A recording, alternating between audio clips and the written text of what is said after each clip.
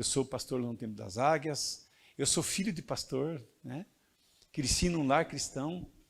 Meu pai era um católico apostólico romano roxo, cor de rosa, vermelho e fanático, né? E a minha mãe era de centro de Umbanda, cuja minha avó era a dona desse centro. Então os dois, ambos, cada um para um lado totalmente oposto, mas em casa eles se davam bem. Até que um dia Deus fez algo tão extraordinário.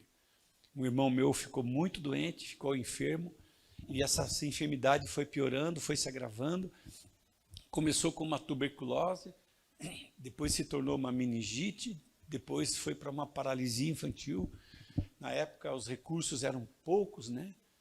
E então com isso a situação dele se agravou demais. E eu tinha um tio meu que havia sido curado de tuberculose. Ele estava com os 2 pulmões condenados, e meu tio, depois da cura, a primeira coisa que ele procurou foi uma igreja, porque uns irmãos de uma igreja, da quadrangular, da primeira quadrangular, foram visitar o hospital, oraram pelos doentes e meu tio foi curado. Então ele saiu do hospital, o primeiro lugar que ele foi numa igreja, foi na primeira igreja por causa do endereço do folheto. E lá ele aceitou Jesus. E ele leva essa novidade para o meu pai, e meu pai não aceitava, dizia assim, a partir de hoje, você não é mais meu amigo, né? Ó. Relações cortadas, né? Porque você escolheu esse caminho e eu detesto. Ele dizia assim, eu prefiro que um cachorro passe na minha frente do que um crente. O cachorro eu passo a mão, o crente eu chuto, eu não gosto de crente. Meu pai era assim. Essa era boa. Esse é dos bons, né? Quando se converte, esses caras viram uma tocha. E, irmãos, é um testemunho para contar aqui 2, 3 horas. Só para você entender o que é que Deus, quem é esse Deus que você prega, que você serve. Só para você entender aonde esse Deus, o que esse Deus é capaz de fazer. O estado dele se agravou tanto, irmãos. O médico chamou, uma certa final de tarde, disse, Sr. Joaquim, esse aqui é um documento que nos autoriza a desligar os aparelhos. Seu filho hoje já teve morte cerebral, só respira por aparelho, está sofrendo demais. E seria um bom conselho o senhor nos autorizar e acaba o sofrimento do menino. Meu pai disse assim, se fosse seu filho, você faria isso? O médico disse, se fosse, já teria feito isso há mais tempo, né? Ninguém merece esse sofrimento. Meu pai, irmãos, era um bom católico. Eu disse que ele era romano, roxo, fanático, porque ele cria em Deus, cria em milagres, só estava no lugar errado. Deus estava querendo remover o meu pai, irmãos, através dessa situação, colocar ele no lugar certo. Nato conheceu, sabe, o homem de Deus que ele era. E nesse dia, irmão, dessa noite, ele desesperado em casa, né, tremia de nervo, e meu tio foi na minha casa e disse, Joaquim, é a última vez que eu venho aqui, mas escuta a palavra de Deus. Meu pai abriu a janela, estava escuro, não tinha luz elétrica nem na minha casa, nem na rua. Ele disse assim, Aníbal, vai embora, eu já falei para você, fica com a tua religião, eu já tenho a minha. Mas o meu tio abriu a Bíblia, ligou a lanterna, e lá no campo, lá fora, ele disse assim, ó, eu vou deixar uma palavra para você aqui, ó, João capítulo 11, verso 25, e disse Jesus, eu sou a ressurreição e a vida, e aquele que crê em mim, ainda que esteja morto, viverá. Irmãos, aquela palavra foi uma flecha no coração do pai. Ele não conseguiu dormir aquela noite, aquela voz ecoando na mente dele, eu sou a ressurreição e a vida, quem crê em mim, ainda que esteja morto, viverá. Ele escutava a voz, ele saía no quintal para ver se tinha alguém, ele acordava minha mãe e dizia, você está ouvindo? A mãe disse, não estou ouvindo. Ele disse, estou ficando maluco, eu acho que é doença do Rogério, eu estou ficando doido, estou ouvindo isso, não saia daqui. E no dia seguinte ele foi chamado no hospital e a notícia, meu irmão faleceu. Rogério tinha 2 anos, era o caçulinho em casa, era o xodozinho de casa. Meu pai tinha, nós éramos nessa época em 5 irmãos, ele era o 5º, mas aquele pai amoroso, né, que não quer perder ninguém, né? Aliás, nem pai quer perder filho. Então, nosso mundo desmoronou, a casa caiu. Irmãos, quando o Rogério chega em casa, eles não conseguiam fechar o caixão dele, porque a meningite, a cabeça dele ficou enorme, né? A tuberculose deixou ele pele e osso. Quem assistiu o ET, aquele filme do ET, exatamente aquilo. Cabeça grande, corpo fino, parecendo os ossos, e todo retorcido. O caixão não fechava, porque eles não conseguiram arrumar as mãos e as pernas dele. Aquela cena horrível, irmãos. E aí meu pai entrou no quarto e eu era... Esse aqui é o Timothy, meu netinho, ele não me larga, né? E já falei para ele, né, que quando a capa cair, cai em quem está mais próximo, né? Assim, Eliseu só recebeu a capa porque eu estava do lado. E olha que Elias insistiu, falou, cara, fica, deixa eu atravessar o Rio Jordão sozinho, não vou. Eu vou perder a bênção, mas não. E ele estava perto, né? A capa caiu em cima dele. Vai cair no Timothy, em nome de Jesus, né? Eu não largava meu pai, irmãos. Por isso que a capa caiu em mim também, né? E aí, irmãos, eu fiquei no quarto com ele, ele trancou o quarto, não queria falar com ninguém, não queria ver ninguém. E a gente deitou ali e ficamos. E eu lembro perfeitamente, irmãos, eu tinha nessa época de 7 para 8 anos. Eu me lembro que, madrugada, meu pai acordou e ele andava dentro do quarto buscando resposta, buscando respostas. Eu lembro das orações que ele fazia, por que comigo? Por que eu tive que passar por isso? Irmãos, a história é tão longa, eu não quero me delongar, eu quero entrar na palavra com vocês, mas eu quero que isso fique no coração de vocês. Buscando respostas. Irmãos, ele foi de Curitiba para Paranaguá com uma cruz nas costas. Minha mãe gastava tudo que ela tinha, gastou tudo que ela tinha em centros de umbanda, trabalho para cá, trabalho para lá, e nada aconteceu. E nesse dia, irmãos, ele tinha uma Bíblia católica, aquelas grandes assim, lembram? Grossa, toda ilustrada com desenhos, né? Ah, tipo a Barça, isso mesmo, né? Era da Barça? É, essa mesmo. Ele tinha na cabeceira da cama aberta, assim, aquela Bíblia sempre. Aí ele teve uma ideia, falou, Deus, eu quero que o Senhor me responda aqui. Quem crê, irmãos, que Deus se responde na palavra aí? Com certeza, irmãos. E é isso, esse é um dos assuntos aqui hoje. Eu quero que o Senhor me responda aqui, ó. Aqui, ó. E aquela Bíblia aberta na cabeceira da cama, ele bota os seus olhos na Bíblia.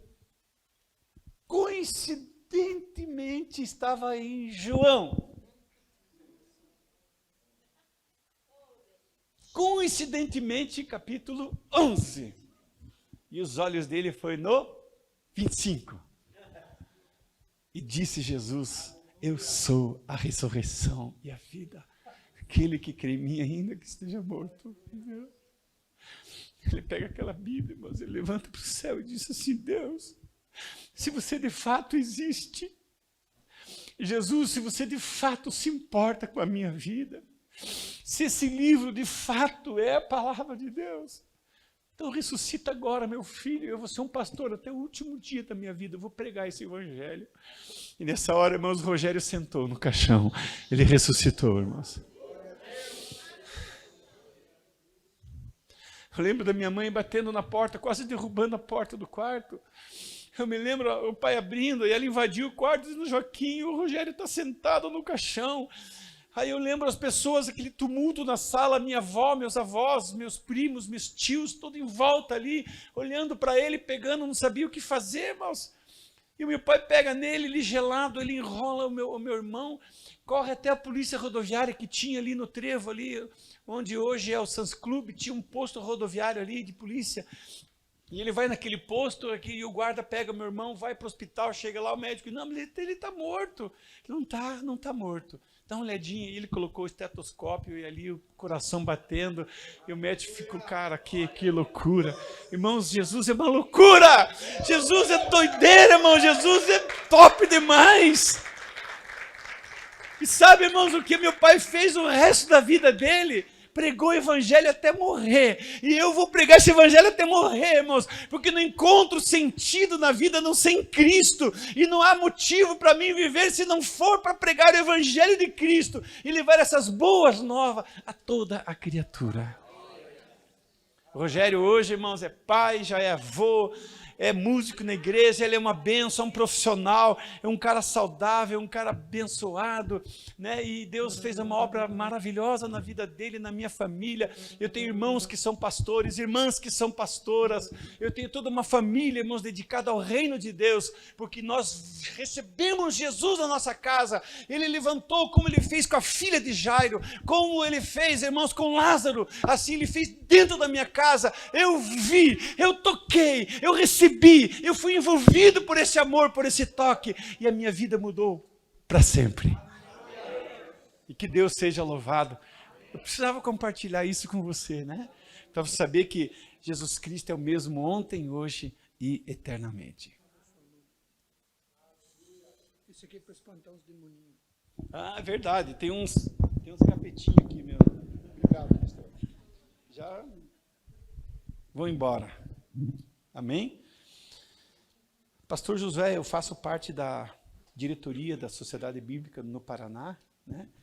E a gente ganhou de presente alguns exemplares para que a gente possa compartilhar com amigos. Eu quero compartilhar com você, né, esse estudo do expositor, tá? Que tem comentário versículo por versículo do Jimmy Swaggart. Fantástico, muito bom. Bom, como prova do carinho e da nossa aliança. Quero estar mais próximo de você, pastor. Você é um homem de caráter, um homem de exemplo, você é um homem de Deus e que você inspire essa geração, esses pastores cada dia.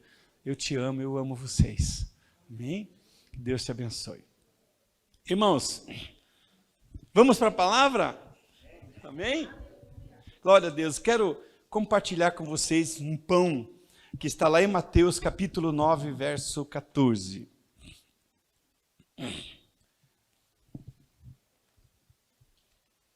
João capítulo 9, verso 14. Ah, perdão, Mateus, estou com o João ainda na cabeça, está latejando aqui. Ó.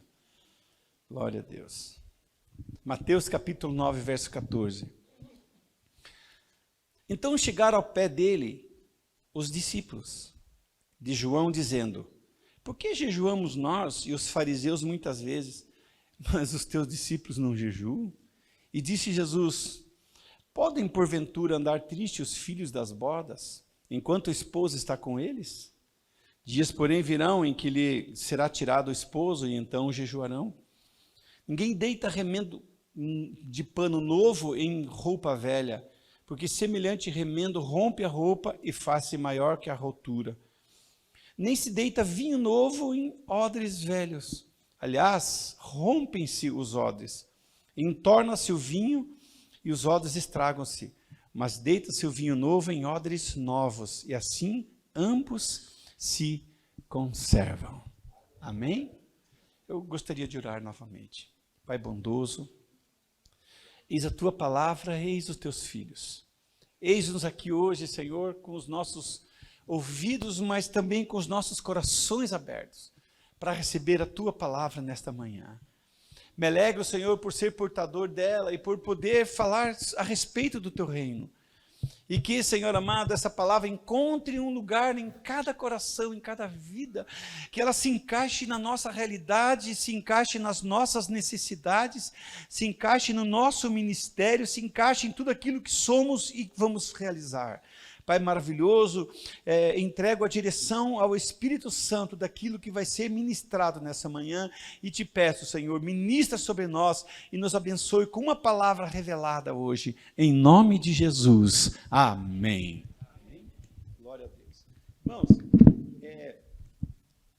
eu começo dizendo que Jesus, tudo que ele escreveu, tudo que ele disse, ele sempre foi intencional. Sempre havia uma verdade atrás de uma verdade, atrás de uma verdade. O que muitas vezes ele falava por parábola, né? Que os fariseus, os saduceus ficavam malucos, irmãos, ficavam doidos, porque eles não entendiam nada. Os caras estudavam tanto, eram tão letrados, eram tão inteligentes, mas uma parábola simples, ninguém deita vinho novo em odres velho, filho pródigo e tantas coisas tão simples, aquilo não entrava neles. Por quê, irmãos? Porque tem coisas que Jesus fala aos seus, São palavras intencionais, são revelação.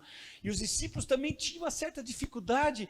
E quando Jesus reunia com eles em secreto, só eles, aí Jesus, conta para nós aquele negócio lá que o Senhor falou, a gente ficou meio perdido. Aí Jesus, para vocês eu conto, é sim, aquela semente que caiu assim, aquela que caiu assim, aquela significa isso. Certo, Jesus, eu entendi. Irmãos, o que eu entendo? Que o Evangelho de Jesus é simples. É simples. Ele é muito simples, irmãos. Jesus era simples. Quem foi a Israel, vai no túmulo de Jesus, irmãos, aquele negócio com uma pedra, com uma portinha de madeira, num jardim simples, lá no pé do monte. Tudo é simples. Eu digo, meu Deus, como Jesus é simples. Tem um monte de gente tentando complicar o Evangelho, irmãos. Nós precisamos descomplicar esse negócio, para que as pessoas entendam o que é que Jesus está querendo dizer. Há uma disputa hoje nas redes sociais de quem sabe mais e vem com assuntos polêmicos e aqueles debates incessantes tentando mostrar eu não sei o que, irmãos, porque aquilo não é evangelho. Evangelho é coisa boa, é notícia boa, é coisa simples, é coisa fácil, é coisa deliciosa. Eu começo dizendo, irmãos, que muito do que eu vou dizer aqui você já sabe. Talvez tudo que eu vou dizer você já sabe.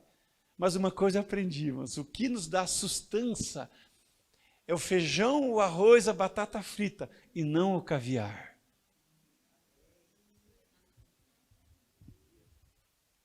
A gente espera o caviar, irmãos, mas é só para se divertir. Mas o que vai manter a gente em pé é o feijão e o arroz. É aquilo que sempre está sendo batido, sempre debatido, sempre ensinado. E esses valores maravilhosos, a gente precisa recarregar nossas baterias, nossas memórias, trazer aquilo que traz esperança, né? Então, Jesus foi intencional quando escreveu esse texto. Ele tinha algo na mente. Ele não estava falando propriamente dito do odre, mas ele estava falando do ser humano. Ele estava falando ao meu respeito, ele estava falando ao seu respeito.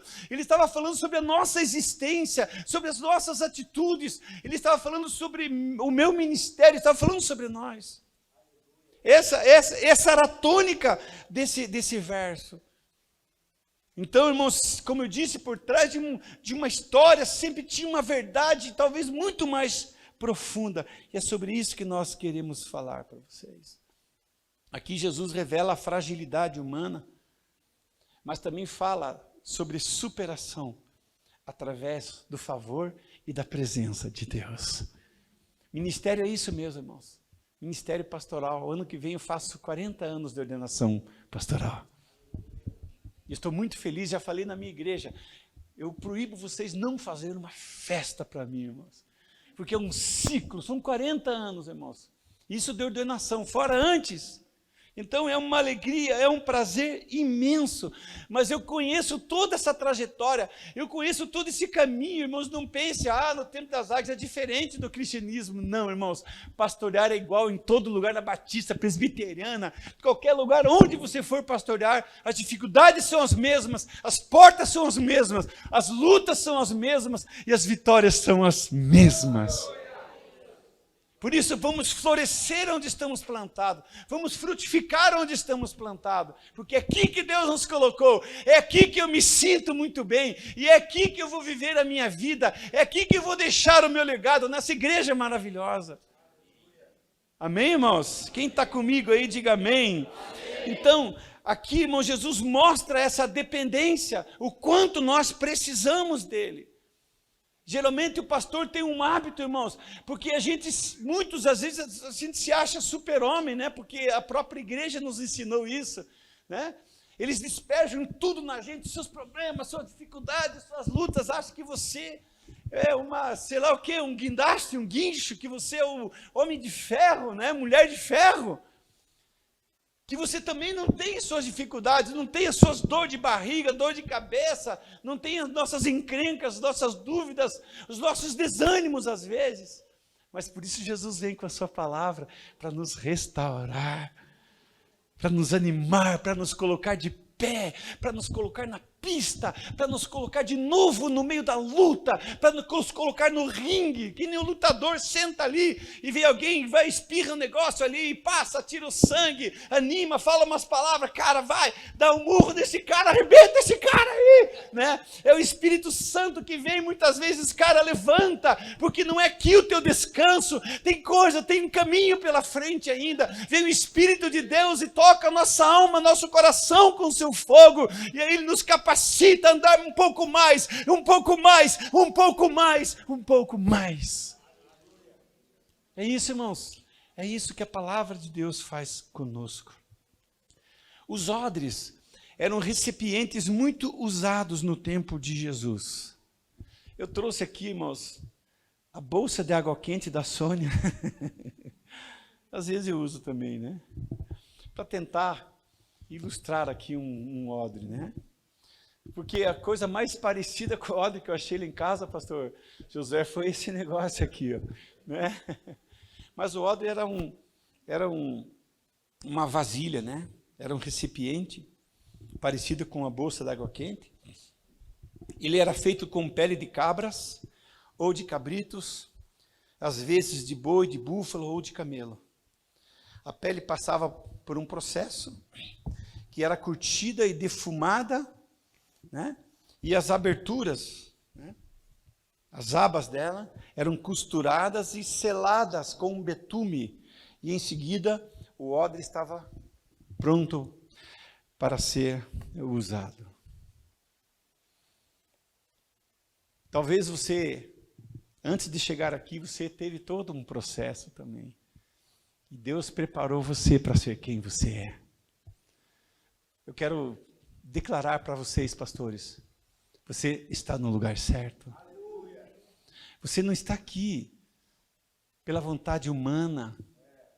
Você não está aqui, você não caiu de paraquedas aqui não, pastor. Não. Você está aqui pela graça e favor de Deus. Um dia o Senhor escolheu você, a Bíblia diz, Deus falou isso a Jeremias, Deus falou isso a Isaías, Deus falou isso a Amós, Deus falou isso a tantos profetas. Eu escolhi você antes que você nascesse, eu já tinha escolhido você, separado você. Então, irmãos, todo pastor, todo homem de Deus tem que ter essa consciência, irmãos. Ninguém está aqui de graça, ninguém está aqui demitido, ninguém está aqui porque não tinha o que fazer na vida, irmãos. A gente está aqui por uma missão especial. Deus escolheu, pôs o carimbo, pum! E a gente não tinha como escapar, não tinha como fugir desse chamado, não tinha como fugir desse legado, não tinha como, irmãos. A partir do momento que nós somos escolhidos e carimbados por Deus, irmãos, nós nos estragamos para o mundo, a gente não serve para mais nada. A gente tenta fazer outras coisas, mas não vai, não tem como, não dá mais certo. A gente tenta voltar, mas a gente lembra que as pontes foram quebradas, os barcos foram afundados. A gente tenta lembrar, mas não tem como. Irmãos, o ministério é um caminho sem volta. O soldado, quando vai para a guerra, ele só tem duas maneiras de voltar. Ou ele volta herói porque ele venceu a guerra, ou ele volta desertor porque ele desistiu da guerra. Mas aí ele é um covarde.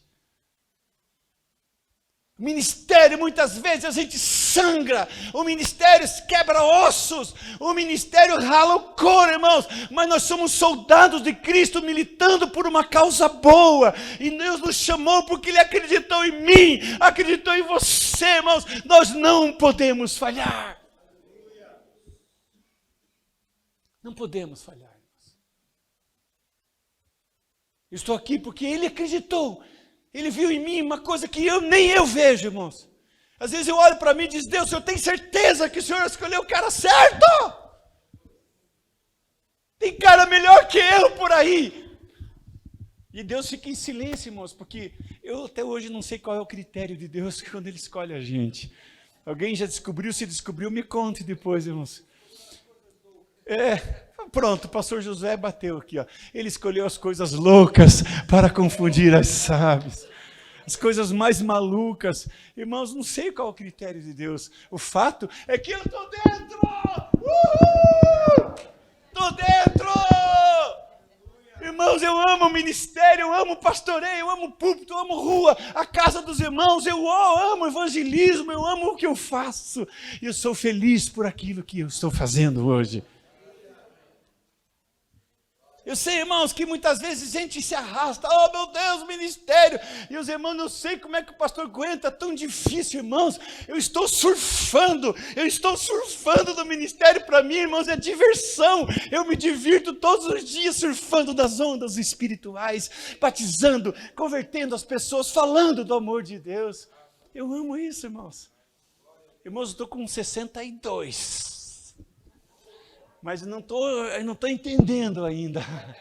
Não consegui captar esse negócio, né? Porque um monte de amigo meu estão aposentados, já compraram uma chácara, uma casa na praia e já estão lá, irmão. E eu não consigo, eu vou contar que até eu tenho uma casa na praia, mas eu quase não vou, irmãos, porque está difícil. E às vezes a pessoa pergunta, pastor, quando é que você vai se aposentar? Eu falei, nem tenho ideia. Irmãos, eu quero ir até o último legado. Até o último suspiro, eu vou estar falando do amor de Deus. Só vou parar quando Ele disser stop. Senão, irmãos, estou dentro. Amém? Então vamos lá. Vamos voltar para o odre. Então, só que com o passar do tempo, o odre costumava ressecar e perdia sua elasticidade. O que significa isso? Processo de deteriorização. E muita gente, irmãos, vivendo esse processo hoje. É nítido você ver nas palavras, nas entrelinhas de alguns pastores. Esses dias eu estava escutando um pastor, vou falar aqui, Ricardo Gondim, famosíssimo, escritor de dezenas de livros. Ele dizia, não sou mais pastor, sou humanista. Não me chamem de pastor, sou humanista. Eu falei, é mais um odre que deteriorizou. Há muita gente, irmãos, que vive processo de decadência. Porque tiraram os olhos do principal.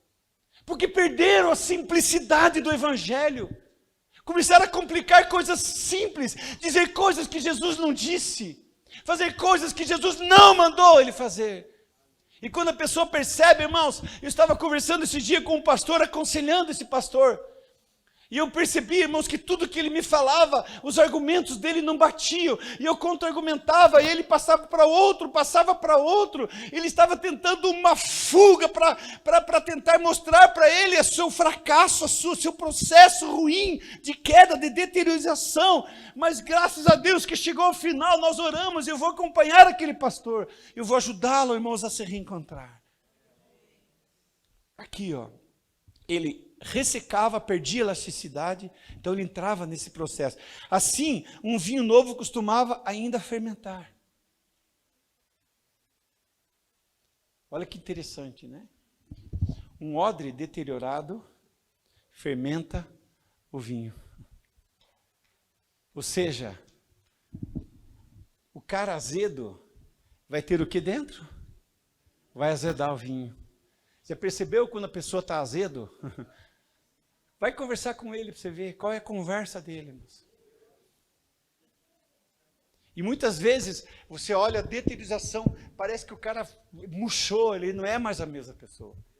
E quando você começa a conversar, você começa a perceber que ele começa só a vomitar vinho azedo, vinho estragado. Está estragado o que ele tem dentro, irmãos. Esse é o processo. Eu entendo que Jesus está falando comigo aqui. E Ele pode estar falando com a gente nessa manhã. Né? E aí o que mais que acontecia? Então, irmãos, o volume aumentava e o odre velho não podia mais ser expandido.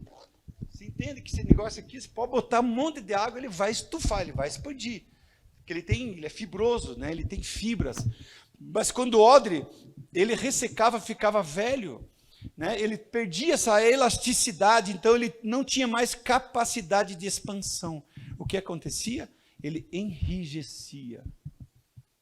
O odre velho, irmãos, endurece o coração dele, endurece ele por dentro. Tem mais o que amolece. Tudo que se fala não funciona. Parece que ele cria um escudo, né? uma proteção. Ele não quer mais escutar o pastor dele. Ele não quer escutar o líder dele, ele não ouve mais, irmãos. Por quê? Porque ele está em processo de deterioração. Ele já não escuta o seu conselheiro, ele não escuta a sua esposa, o seu marido, as pessoas que o amam, ele já não escuta mais. Por quê? Perdeu elasticidade, ele está rígido agora, irmãos. E sabe o que acontece? Ele acaba se rompendo. O que acontece?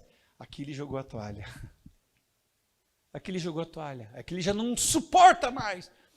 Para ele o ministério, para ele a vida se tornou uma coisa tão azeda, tão dura, tão complicada, que para ele joga a toalha. E infelizmente hoje as estatísticas não nos favorecem, irmãos. Há muita gente desistindo do ministério. Essa pandemia, então, irmãos, foi um terremoto. Muita gente caiu, irmãos. Eu conheço pastores que caíram, que desapareceram, que desistiram.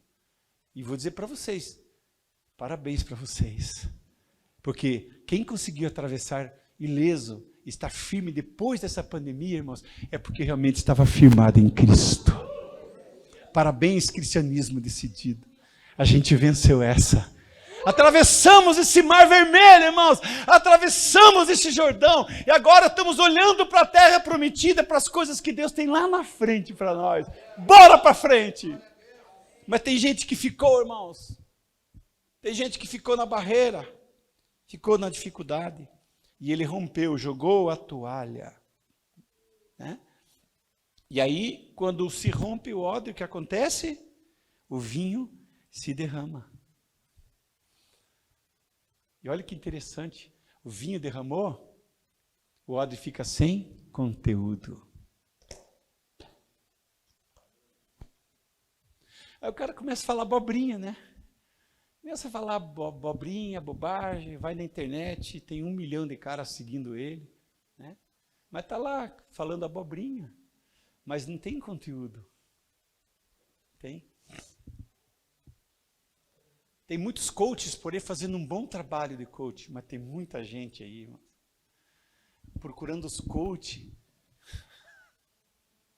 Daqui a pouco nós vamos entrar nessa parte aqui, irmãos.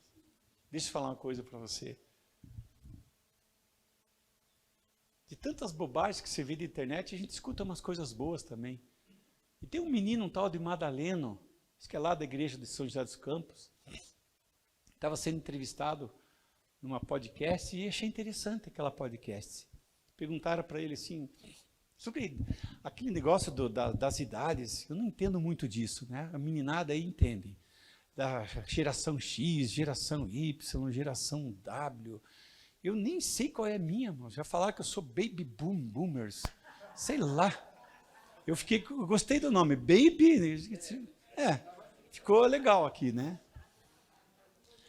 Mas ele falou que existe uma geração, e é a geração do meu neto para cima, né? Tem 12 anos. Ele disse assim, olha o que está acontecendo com essa geração. O que eles estão buscando na igreja. Olha só, pastores. Eu amei isso. Ele falou assim, ó. Hoje, a maioria dos pastores pintaram a igreja de preto. Eu não tenho nada contra isso, irmão. Tem umas nossas que são assim também. Colocaram iluminação. Colocaram LED. Isso para tornar a igreja atrativa. Só que todo mundo já tem. Então isso já não é mais atrativo para essa geração. E sabe o que é que está atraindo a nova geração? Confiança. Eles querem numa igreja que eles olhem para aquele pastor e digam, eu vou depositar o meu futuro, a minha família na mão desse pastor aqui, ó, porque ele sabe aonde ele vai nos levar. Eu acredito que esse pastor é de Deus. Eu acredito que ele vai me levar às águas tranquilas, aos pastos verdejantes. Eu acredito que ele vai me orientar na palavra. Eu acredito que quando eu precisar ele vai me ajudar. É essa igreja que eu quero. Então, pastores, não se preocupe mais se a tua igreja não tem telão de LED. Não se preocupe, irmãos. Tem um pastor que as pessoas confiam. E é isso que essa geração está buscando. É isso. pastores que tenham conteúdo. Eu vou repetir, conteúdo. Eu vou dizer de novo, conteúdo, irmãos. Então se encha de conteúdo, seja cheio do Espírito Santo, cheio da palavra de Deus, seja cheio de conteúdo, que quando eles tocarem você, dizer assim, me dá esse vinho, você diz, pode tomar o quanto você quiser, querido. Está aqui. Homens que tenham conteúdo. Quem está deteriorando, pastor, já vazou tudo que ele tinha. Tudo que ele tinha.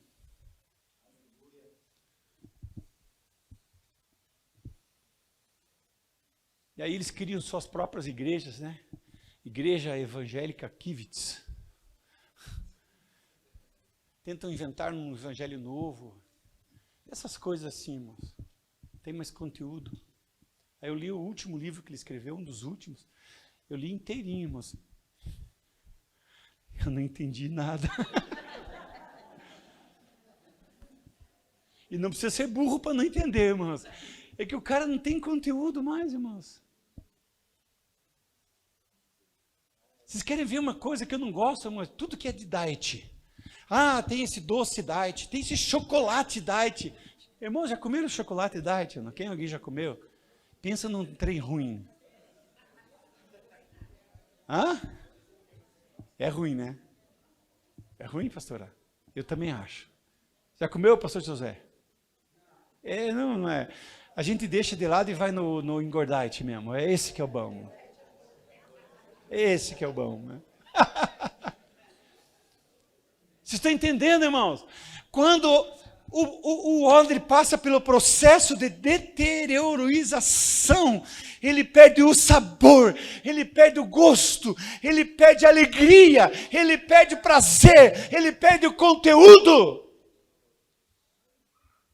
E é por isso que a palavra de Deus insiste, dizendo, permaneçam em mim, e que a minha palavra permaneça em vós, para que você dê fruto, para que você tenha conteúdo.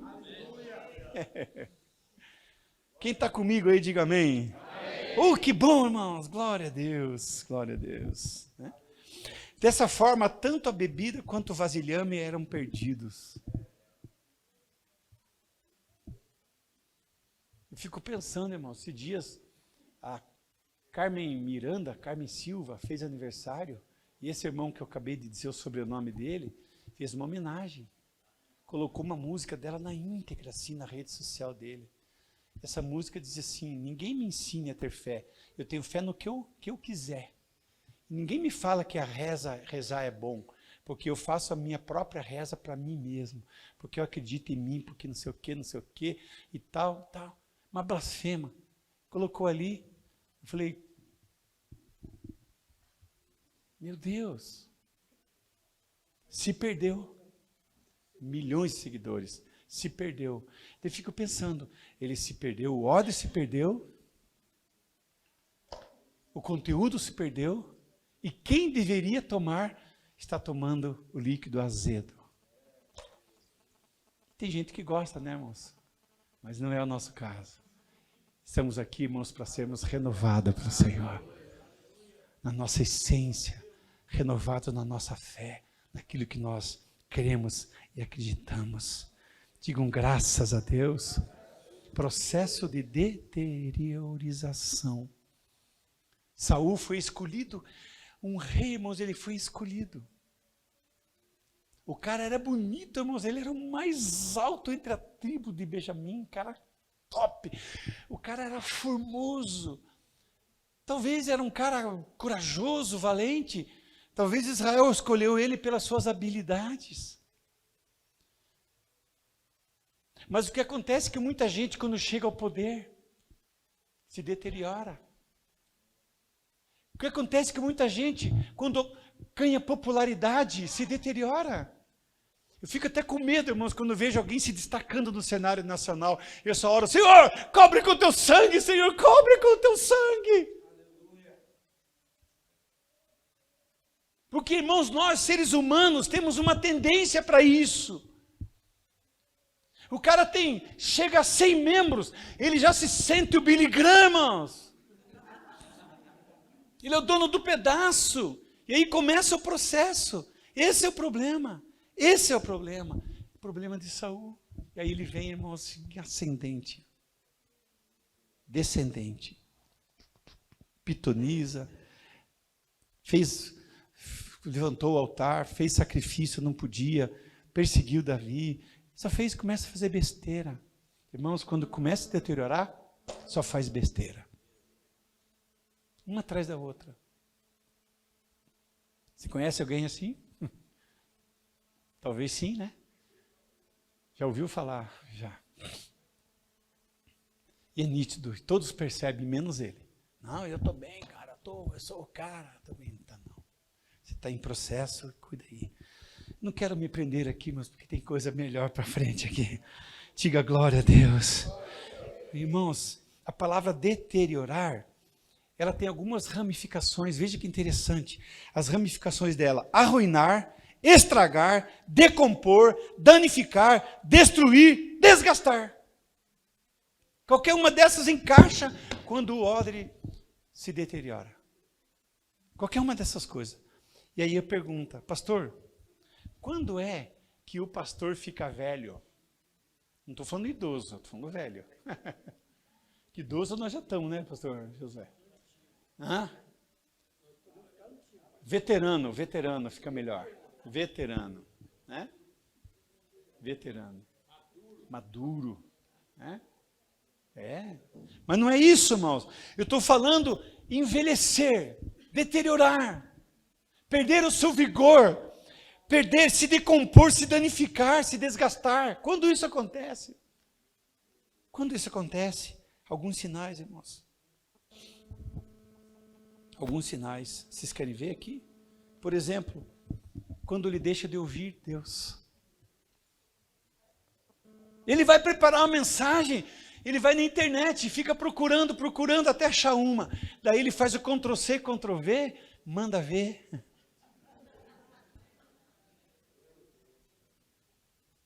Irmãos, não sou contra a gente fazer uma pesquisa. Se tem o tema, Deus falou com você, cara, você vai pregar isso aqui na igreja.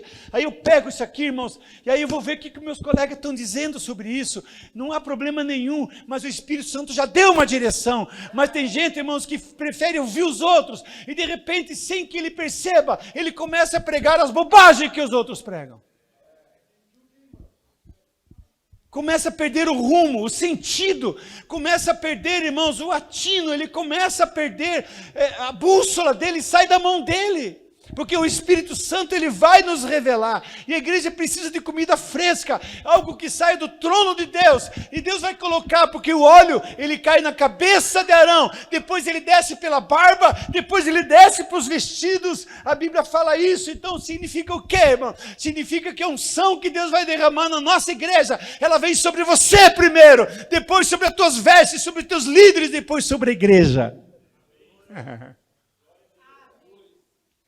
É assim que funciona com Deus. É por isso que nós, os homens de Deus, temos que estar habituados a isso, irmãos, a ouvir Deus. Amém, irmãos? Outro problema é quando passamos em estado crítico. Às vezes passamos por uma situação crítica. E se a gente for engolido por isso, irmãos, preste atenção, pastores, nós não podemos ser engolidos pelas situações.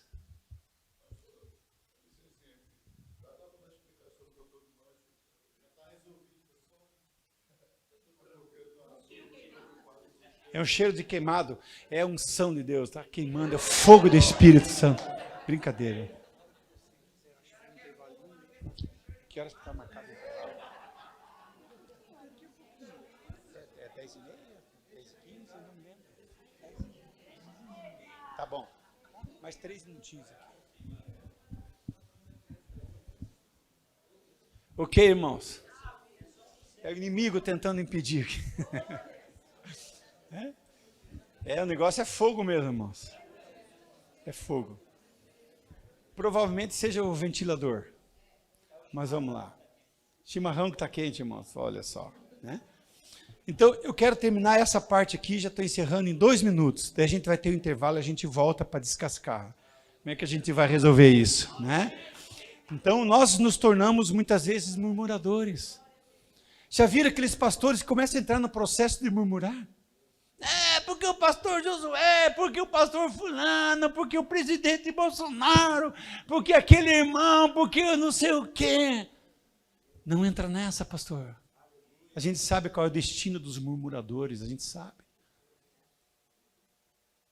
A gente sabe para onde vão os murmuradores. É um caminho sem volta, é um labirinto. E aí isso começa a entrar. Se você perceber que o pastor começa a ser murmurador, pode ter certeza, ele está em processo de deteriorização. Outra coisa, irmãos, qual outro sinal, né, que da gente se deteriorar? Quando nós nos entregamos às fábulas. Outro dia um pastor famoso, irmãos, o cara era até amigo meu, viajamos juntos. Foi para a internet, 500 mil seguidores. Irmãos, ó, até hoje eu acreditei nisso, a partir de agora eu vou acreditar nisso aqui. Falei, o cara tem 40 anos de crente e deixa de acreditar numa palavra, algo que Deus deu, na sua formação e vai para cá. Por quê? Aí ele começou a alegar, irmãos, fábulas. Um outro dia encontrei um pastor e disse, pastor, eu li um livro, e a partir desse livro eu mudei a minha pregação, eu vou mudar a minha vida, eu vou mudar tudo, porque esse livro mexeu e desacreditei em todo o meu passado. Eu falei, você está louco? Eu falei, mas eu também encontrei esse livro, eu encontrei um livro igual esse também, que fez com que eu esquecesse todo o meu passado, que ampliasse, eu quero pregar esse livro todo dia. Que livro é esse, pastor Sérgio? Eu falei, a Bíblia Sagrada.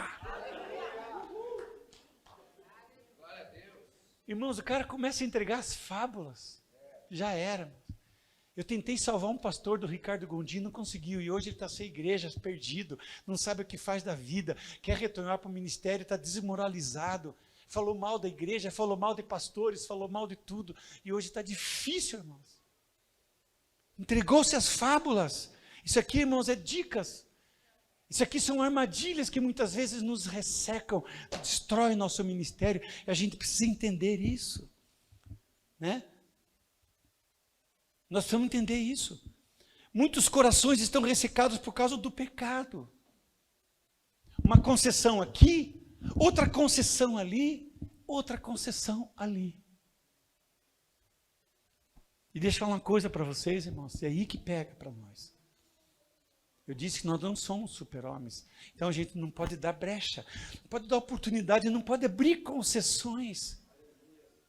Aquela chamadinha na internet para um lugar secreto, só aquela passadinha, aquela visitinha, aquela conversa, aquele negócio, aquele dinheiro, sabe, aquele olhar, aquela, sabe, irmãos? Pequenas concessões, grandes desastres. Que o diabo trabalha assim, irmãos, sutil. E nós, os pastores, temos que entender o que Paulo nos ensinou. Ele disse assim, já estou crucificado com Cristo. Já não mais eu vivo, mas é Cristo que vive em mim. E a vida que eu tenho não é minha, mas é dele, que morreu e se entregou no meu lugar. A vida que eu tenho não é mais minha. Eu disse isso no Lidere, né? Eu gosto de uma imagem que corre na internet, Cristo crucificado, e na parte de trás da cruz tem um cara crucificado, e eu olho para aquilo e digo, sou eu estou crucificado com Cristo, não, mas eu vivo, mas é Cristo que vive em mim, não vou dar concessões. Quando o diabo disser, vamos para um lugar secreto, eu vou dizer para ele, eu já estou num lugar secreto. Vamos nos divertir um pouquinho, eu vou dizer, estou me divertindo muito. Eu tenho uma proposta para você, falei, impossível, porque o Cristo me propôs algo que é para a eternidade, e nada vai mudar isso na minha vida. Então o pastor tem que ser firme, o pastor tem que ser rígido, tem que ser decidido, irmãos, e não deixar que o diabo reine, que o diabo impere, que o diabo tire casquinha, que o diabo nos provoque. Não, irmãos, vamos estar firmes, constantes e abundantes em Cristo.